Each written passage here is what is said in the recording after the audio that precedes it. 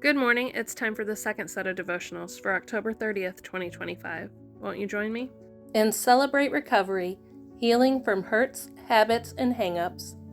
Day 303, Welcoming Change.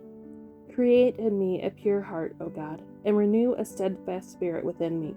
Psalm 51:10. One of the most frustrating things we can experience in our recovery is when someone close to us is hurting and needs to make changes, but they just won't accept help. I have learned the hard way that if I push the needed changes on them, it just doesn't work. Change is possible in our lives, but only if and when we come to a place where we are ready to accept it. That time usually comes when our pain becomes greater than our fear. Even when we have been in recovery for a while, we can still struggle with change, and yet change is necessary if we are to find wholeness. It is also a constant, for we live in a changing world. Often our reluctance to accept change is just fear of the unknown. Even an unhappy, tumultuous known can sometimes trump an unknown. If I admit my problem, will I lose my family? We might ask. If I walk away from these friends, will I find others? We aren't sure what change will look like, so we hold back. And until we are ready to move forward, recovery comes to a standstill. Accepting change is an exercise in trusting God. It's never easy, and it always carries with it an element of uncertainty. But change is also the only way to find lasting peace and happiness. Our journey to recovery won't succeed without it. Prayer. Father, help me to invite change into my life, no matter how unsettled that might make me feel. Let me see it as a demonstration of my trust in you. In Jesus' name, amen.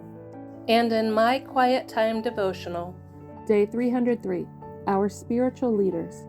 Obey your spiritual leaders and do what they say. Their work is to watch over your souls, and they are accountable to God. Give them reason to do this with joy and not with sorrow. That would certainly not be for your benefit. Hebrews 13:17. How often is the story told, in the latest novel or movie, of an overbearing ogre in the role of leader who is disobeyed by the hero or heroine in the story? The moral?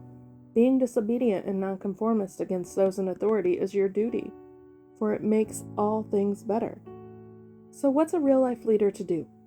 Leadership involves making tough choices, looking out for the organization and the needs of the people, looking into the future while keeping a careful eye on the present. Leadership is difficult, and good leaders are rare indeed.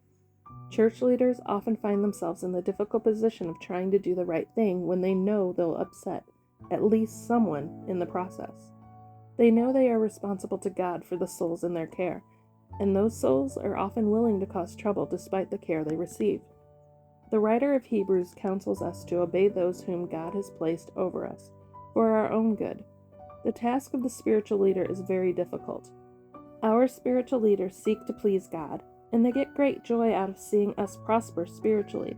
We make it easy on them and on ourselves when we refuse to be upset and disobedient, but instead work together with them to serve the Lord. Pray for the leaders in your church. Consider all the responsibilities they have in running your church. Consider what you can do to help and encourage them. A welcome change in my life was when I realized that our spiritual leaders are just as flawed as we are. So, when we're praying for ourselves and our family, we definitely need to be praying for our spiritual leaders. I hope you have a blessed day.